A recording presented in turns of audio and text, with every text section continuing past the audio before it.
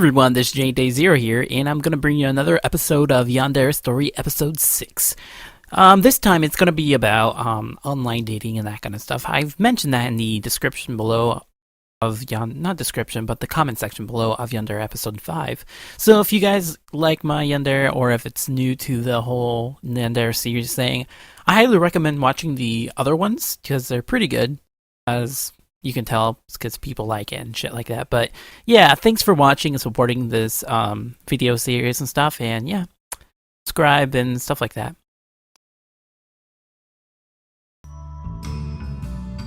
A while back around freshman year of high school, I wasn't really popular with the ladies and stuff. I was your run-of-the-mill introverted nerd who liked spending time watching anime. Sure, I had friends and wasn't exactly a loner, but I never really liked to talk too much to people because it begins to feel like a drag. Just around the end of January, everyone was getting all lovey-dovey and shabby since it was almost Valentine's Day. I really didn't care for it too much, but after seeing so many people hooking up and becoming couples, it kinda started bothering me, especially since I didn't really have a girlfriend, nor have I ever had one before. I figured it shouldn't be too difficult, but again, since I was so introverted, I quickly ate my own words. When I was hanging out with some friends, one of them mentioned a dating website that you could use to find a girlfriend or whatever. I wasn't really into that kind of stuff, but I figured since I don't want to feel like a total loser, I figured I should at least try it.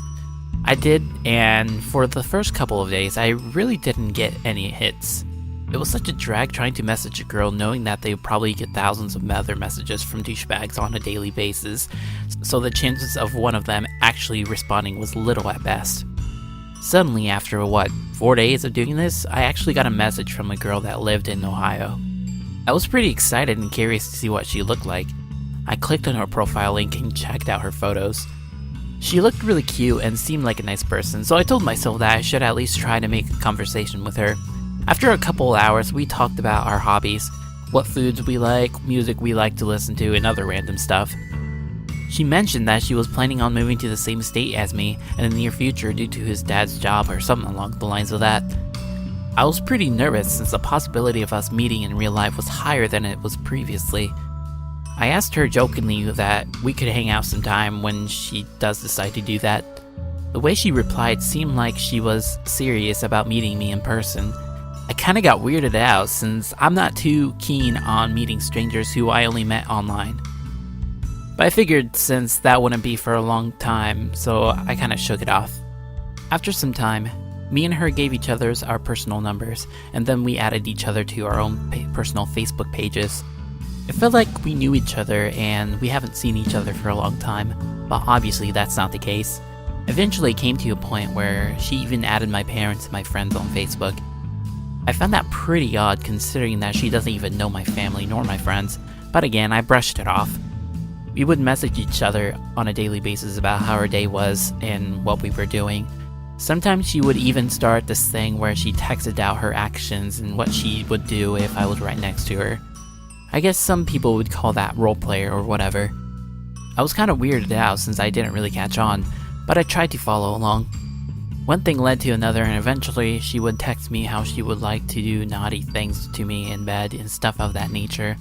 I was like, okay, since I didn't really know her well enough to even consider that kind of stuff, but clearly didn't mind that kind of actions due to my teenage hormones.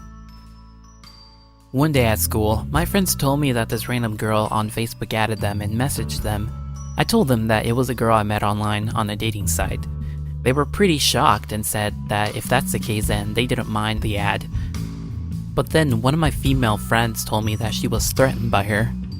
I was giggling and doubted her considering that she didn't even remotely seem like she was that kind of person. It might have just been a misunderstanding. My friend then showed me her phone and the message she got. The message was clear and said, "Unfriend him now, bitch. Otherwise I'll fucking find you and skin you alive." I was shocked and wanted to doubt what she said to her, but clearly the message said her name on it. Later that day, I messaged her that what she said to my friend was going too far and she shouldn't threaten her like that. She explained to me that she was only trying to protect me from skanks. I told her that she was a really good friend of mine from school and that if she ever does that again, I will unfriend her.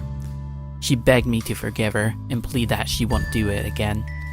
I believed her and forgave her for the action she did as long as she apologizes to my friend. She agreed. After that incident, it seemed my friend unfriended her. I had to apologize for her as well, but she told me that it wasn't my fault and that I should stop talking to her.